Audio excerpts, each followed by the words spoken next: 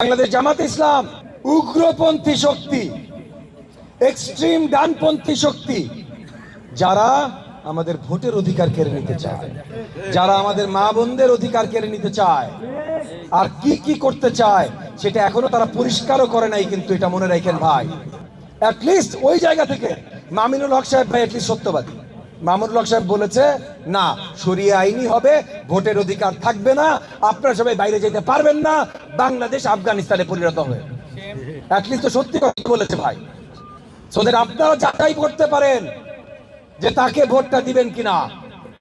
So again বলছি, আমরা একটা সংকটের সম্মুখীন।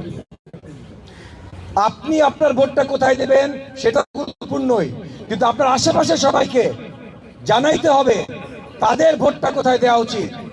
কারণ ভোট যদি দিতে চান তাইলে ওই জোটকে ভোট দেওয়া যাবে না, কারণ আগামীতে আপনার ভোটের অধিকার থাকবে না। যদি ভোট দিতে চান, অন্য সব তো বাদই দেন ভাই, যদি ভোট দিতে চান, আজকে যেই দল বা যেই জোট বলছে যে আপনাদেরকে তারা জয় হইলে ভোট দিতে দিবে না, আপনাদেরকে তারা জয় হইলে আমাদের মা বোনদেরকে বাসার বাইরে যেতে দিবে না, তাইলে ওই জোটকে ভোট দেওয়া যাবে না, কারণ আগামীতে আপনার ভোটের অধিকার থাকবে না।